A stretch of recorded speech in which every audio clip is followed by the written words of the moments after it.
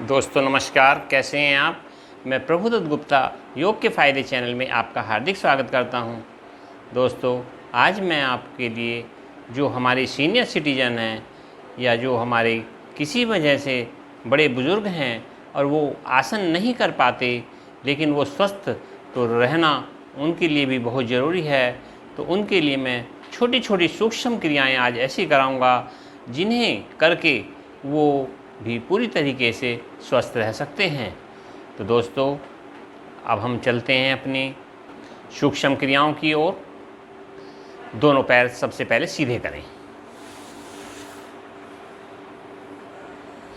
दोनों हथेलियां पीछे स्थिर कर लें, श्वास भरें और पंजे आगे की ओर ताने। बहुत छोटी छोटी सूक्ष्म क्रियाएं आपको बहुत आहिस्ता आहिस्ता करनी है, अपनी सामर्थ्य के अनुसार करनी है। जो सूक्ष्म क्रिया भी आपसे करने में आप असमर्थ हों उसे न करें। जो कर सकते हैं वो पूर्ण लाभ उठाने का प्रयास करें। श्वास भरें, पंजे खींचें, श्वास खाली करते हुए पंजे अपनी ओर खींचें। हमारा प्रयास हो हमारे घुटने आसन से न उठें।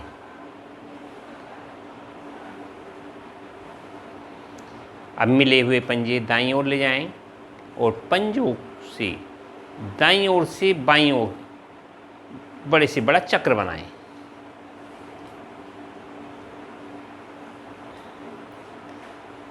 पाँच छह बार कम से कम करें इस क्रिया को। अब विपरीत ओर से करें। ये हमारी पैरों की उंगलियों की और टखनों की व्यायाम है। अगर आप छोटी छोटी ये सूक्ष्म क्रियाएं भी करते रहें तो आपको भविष्य में किसी भी तरह की कोई ऐसी परेशानी से नहीं गुजरना पड़ेगा जो आपको यह एहसास हो कि मैं अपने आसन नहीं कर पाता। तो वापस आएं।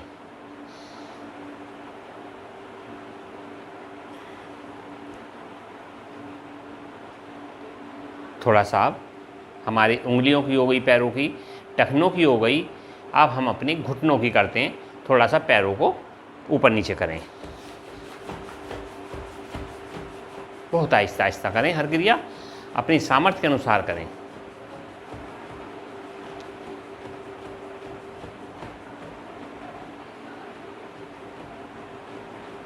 वापस आएं। अब इसके बाद जो मैं आपको सूक्ष्म क्रियाएं कराऊंगा वो आप बैठकर भी कर सकते हैं और अपनी सामर्थ्य अगर खड़े होकर करने की भी हैं तो भी वो कर सकते हैं आप। ये आप पर डिपेंड करता है कि आप अपनी सूक्ष्म क्रियाएं बैठे करना चाहते हैं या खड़े होकर। तो अब हम सबसे पहले अपनी सूक्ष्म क्रियाएं करते हैं शुरू आँखों से। सबसे पहले आँखें ऊपर ले जाएं, दृष्टि को ऊपर ले जाएं। पुतलियाँ ऊपर की ओर घूरें, नीचे आसन की ओर, पुनः ऊपर नीचे, ऊपर नीचे। कम से कम हर आवृत्ति आप कम से कम 7-8 बार करें। मैं क्योंकि वीडियो बहुत लंबी हो जाएगी इसलिए मैं आपको कम समय करके दिखाऊंगा। आप अधिक से अधिक बार अपना प्रयास करें। ऊपर नीचे करने के बाद दृष्टि को दाईं ओर ले जाएं, दायां कान देखने का प्रयास करें। इसी प्रकार दृष्टि बाएं कान की ओर। गर्दन न हिलाएं, गर्दन बिल्कुल सीधी रखें, स्ट्रेट। केवल पुतलियों से काम लेना है। आंखों की नसों पर थोड़ा प्रभाव को पड़ने दें।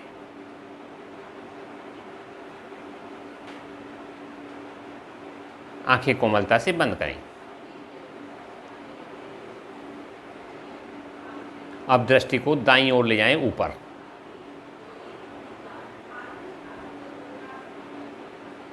पहले हमने ऊपर नीचे किया था, अब हम दाएं बाएं करेंगे। नीचे दाईं ओर, ऊपर नीचे करते रहें इसी प्रकार।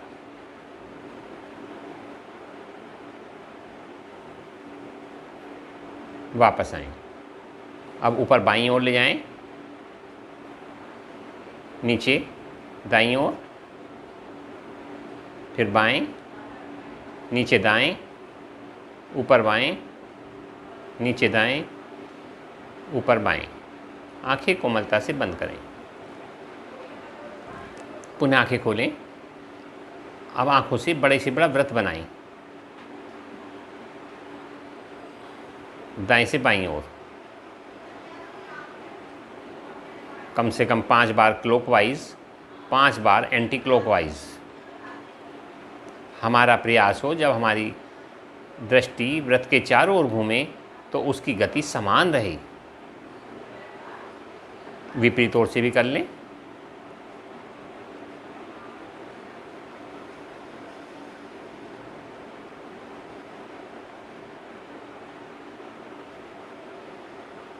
आंखें कोमलता से बंद करें। ये हमारी आंखों की एक्सरसाइज हो गई। अब हम अपनी गर्दन की एक्सरसाइज करेंगे।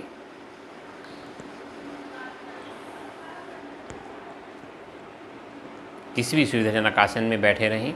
दोनों हाथ ज्ञान मुद्रा में कर लें। सबसे पहले ठोड़ी को कंठकूप से लगाएं।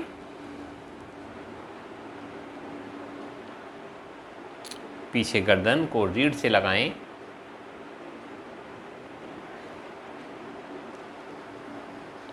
पुनः ठोड़ी कंठकूप में, गर्दन रीढ़ में। हर क्रिया अपनी सामर्थ्य के अनुसार 5-6 बार करें। बहुत आहिस्ता आहिस्ता करें। हमारी गर्दन की नसें बहुत नाजुक होती हैं।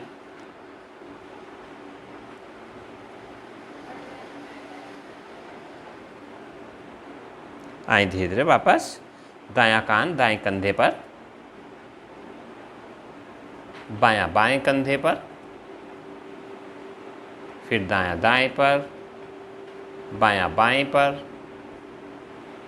बायां दायां दाएं पर, बायां बाएं पर, दायां दाएं पर, ठोड़ी कंठकूप में, बायां बाएं पर, गर्दन रीढ़ पर, दायां दाएं पर, ठोड़ी कंठकूप में, बायां बाएं कंधे पर, गर्दन रीढ़ पर। 5 बार कम से कम यह आवृत्ति करें। अब विपरीत ओर से करें। दायां कान दाएं कंधे पर, गर्दन पीछे रीढ़ पर, बायां बाएं पर, ठोड़ी कंठकूप में। गर्दन से एक वृत्त का निर्माण करना है। बहुत आहिस्ता आहिस्ता करें। अपनी सामर्थ्य के अनुसार करें। जो क्रिया करने में आपको कष्ट का अनुभव हो, आप वो क्रिया न करें, क्योंकि ये सारी सूक्ष्म क्रियाएं सभी कर सकते हैं। विशेषकर बड़े बुजुर्ग तो कर ही सकते हैं, उनको करनी चाहिए। आए धीरे धीरे वापस। अब हमारी गर्दन की भी हो गई। अब हम लेते हैं अपनी एक्सरसाइज हाथों की। सबसे पहले हम उंगलियों की एक्सरसाइज करते हैं। दोनों भुजाएं सामने लाएं। अगर भुजाएं सामने लाने में आपको कष्ट है तो आप नीचे भी रख कर सकते हैं। इसको जितनी सामर्थ्य है उसी हिसाब से करें। ये उंगलियों की एक्सरसाइज है। अब हम अपने कलाइयों की एक्सरसाइज करेंगे।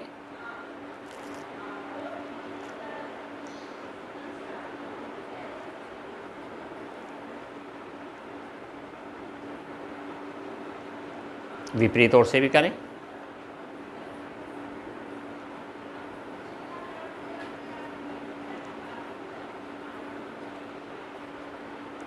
हर आवृत्ति अपनी सामर्थ्य के अनुसार कम से कम 5-7 बार तो जरूर करें। वापस आएं। अब हमारी कलाइयों की हो गई। अब हम अपनी कोहनी की करेंगे।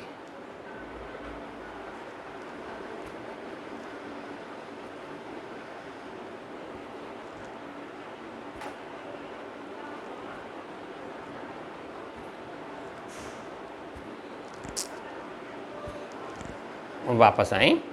अब हम अपनी कंधों की करेंगे। कंधों की भी हमारे समाज में बहुत ज़्यादा विकृतियाँ पैदा हो गई हैं। किसी कंधे का जाम हो जाना, सर्वाइकल की परेशानी हो जाना, इस टाइप की बहुत सारी परेशानियां हैं जो हम इनसे जूझते रहते हैं। सबसे पहले कोहनियाँ आगे लगाएं। पीछे से पीछे ले जाएं कोहनियाँ।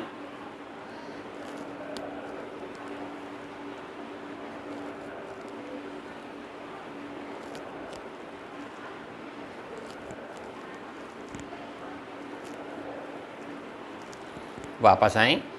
अब दायां कंधा आगे, बायां पीछे, दायां बायां आगे, दायां पीछे, दायां आगे, बायां पीछे। इसी प्रकार से दोनों कंधों की एक्सरसाइज।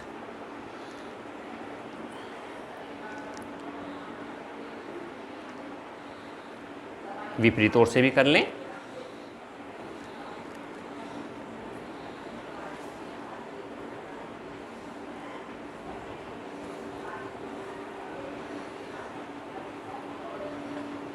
वापस आएं।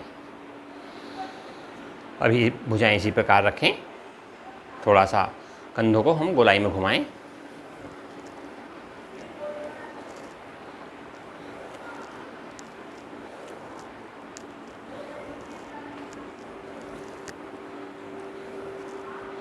विपरीत ओर से भी घुमाएं।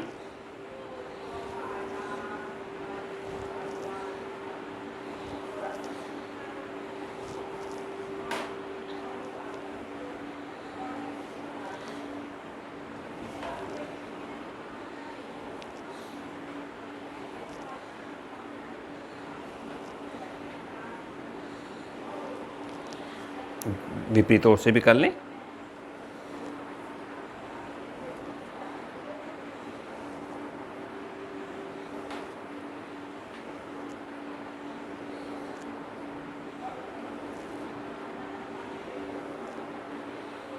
वापस आएं।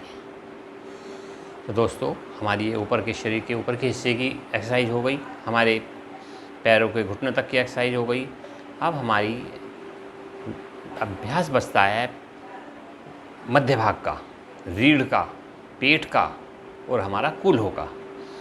तो हम पेट के जितने भी आंतरिक अंग हैं, इनकी हम प्राणायाम के द्वारा इनको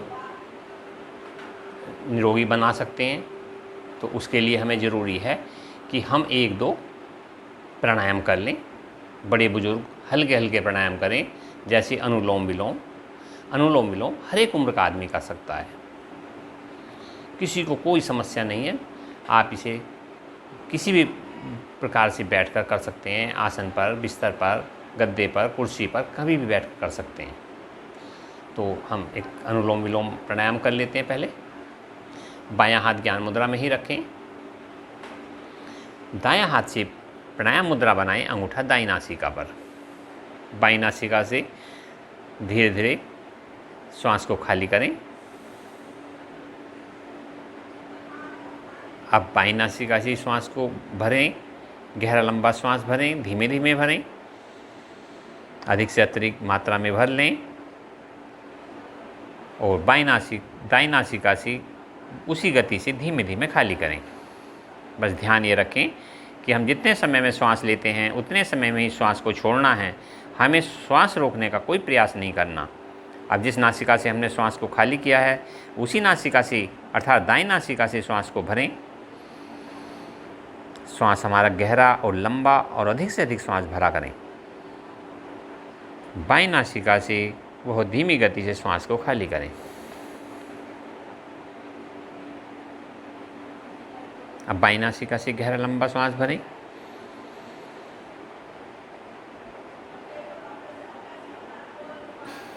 दाईं नासिका से खाली करें। अब दाईं नासिका से गहरा लंबा श्वास भरें। बाईं नासिका से खाली करें। यह 2 आवृत्ति मैंने आपसे कराई। हमेशा बाईं नासिका से ही श्वास को खाली करते हुए वापस आएं। मैंने 2 आवृत्ति कराई, कम से कम आपको 8-10 आवृत्ति कम से कम करनी है। बाईं नासिका से ही श्वास खाली करते हुए वापस आया करें। ये प्राणायाम तो सभी को करना है, चाहे किसी को कोई भी समस्या है, सब कर सकते हैं। इसके अलावा जो कर सकते हैं वो कपालभाति प्राणायाम भी कर लिया करें। जो नहीं कर सकते वो करने का ज़्यादा प्रयास न करें, क्योंकि ये वीडियो केवल हम अपने बड़े बुज़ुर्गों के लिए बना रहे हैं, जो उनको पूरा लाभ देगी।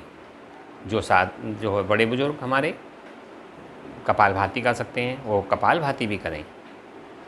कपालभाति दोनों हथेलियाँ दोनों घुटनों पर रख लें।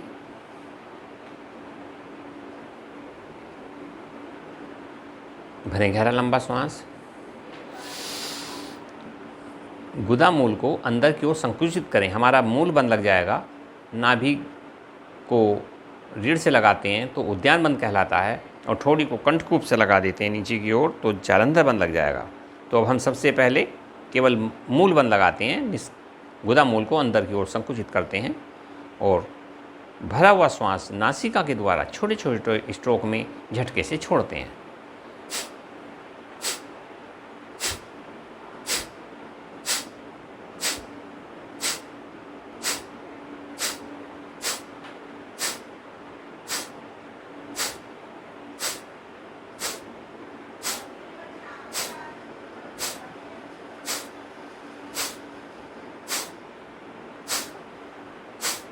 हमारा जब श्वास बाहर निकले तो हमारा पेट अंदर जाए। जब श्वास खाली हो जाए, श्वास लेने की इच्छा हो तो वापस आ जाएं और पुनः गहरा लंबा श्वास भर के मूल बंद लगा लिया करें और आवृत्ति इसी प्रकार दोहराएं। अनुलोम विलोम, कपालभाति हमारे पूरे पेट के जितने भी उदर के अंग हैं, जैसे किडनी, लीवर, अग्नाशय, आमाशय, हृदय, फेफड़े, ये सब टोटल हमारे पूरे मध्य भाग का नवीनीकरण कर देता है। आप जो अनुलोम विलोम कर सकते हैं वो खाली अनुलोम विलोम ही कर लें, जो कपालभाति भी कर सकते हैं वो कपालभाति भी करें। ये मैं आपसे बार बार कह रहा हूँ, अपनी सामर्थ्य के अनुसार करें। किसी भी तरीके से अपने शरीर के साथ में हिंसा न करें, आपको पूरा लाभ मिलेगा। आप सिर्फ प्रयास करें। तो दोस्तों, ये हुआ मध्य भाग का कायाकल्प। अब हम थोड़ा सा अपना रीढ़ यानी कि स्पाइनल, रीढ़ की पीछे की हड्डी, ताकि जो है वो हमेशा लचीली बनी रहे, उसके लिए भी कुछ छोटी छोटी एक दो सूक्ष्म क्रिया कर लेते हैं। उसके लिए हमें घुटनों के बल खड़ा होना पड़ेगा।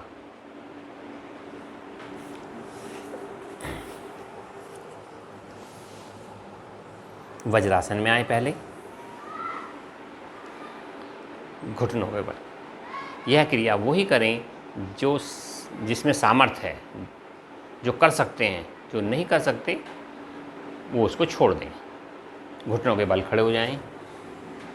दोनों अंगूठे रीढ़ के पीछे गड्ढे में, 8 उंगलियां आगे की ओर लगाएं और श्वास भरते हुए कमर में पीछे की ओर गोलाई बनाएं।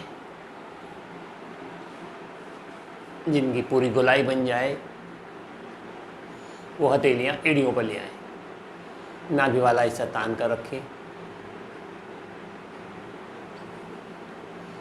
हमारी रीढ़ की समस्त गोटियाँ आपस में नज़दीक आती हैं।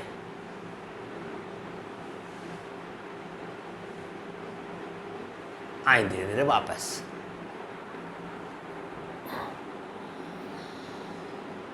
तो दोस्तों, ये हमारी रीढ़ की सबसे महत्वपूर्ण क्रिया है, जो साधक आसानी से कर सकते हैं, बड़े बुजुर्ग वो कर लें। जो नहीं कर सकते वो उसको छोड़ दें। अब एक क्रिया मैं आपको खड़े होकर भी कराऊंगा, 1-2 क्रिया, ताकि हमारा जो कूल्हे वाला हिस्सा भी थोड़ा सा अभ्यास में आ जाए। दूरी बनाएं कंधे जितनी। श्वास भरकर रीढ़ का निचला हिस्सा आगे की ओर ताने। श्वास खाली करते हुए पीछे की ओर। इसी प्रकार 4-5 बार करें। श्वास भरते हुए रीढ़ वाला हिस्सा आगे की ओर, श्वास खाली करते हुए रीढ़ का नीचे वाला हिस्सा पीछे की ओर। इसी प्रकार दायां कुल्हा इस प्रकार करें। इसी प्रकार बायां करें, फिर दायां, बायां, बायां, दायां, दायां, बायां। अब इसे हम गोलाई में घुमाते हैं, बड़े से बड़ा, मध्य हिप्स वाले हिस्से से गोल चक्कर लगाएं।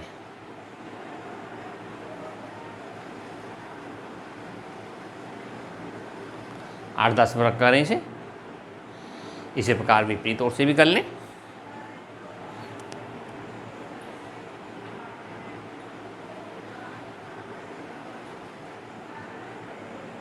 बहुत आहिस्ता आहिस्ता करें। जिस किसी भी क्रिया को आप करने में ज़रा सा भी कष्ट अनुभव करें, उसे न करें।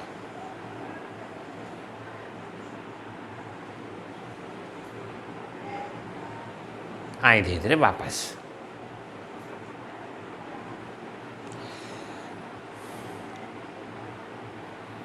तो दोस्तों, ये आपकी कुछ सूक्ष्म क्रियाएं हैं जो आप बड़े बुजुर्ग बहुत आसानी से कर सकते हैं। फिर भी अगर कोई क्रिया उनसे नहीं हो पा रही तो वो ना करें। तो दोस्तों, अगर आपको मेरी इस वीडियो से कुछ फ़ायदा लगे तो आप इसे लाइक करें, शेयर करें अपने दोस्तों को, बेल आइकन दबाएं, और चैनल अगर आपने सब्सक्राइब नहीं किया तो नई नई वीडियो मेरी ज़्यादातर हर शनिवार को आती है, उसको देखने के लिए चैनल भी सब्सक्राइब करें। धन्यवाद। नमस्कार।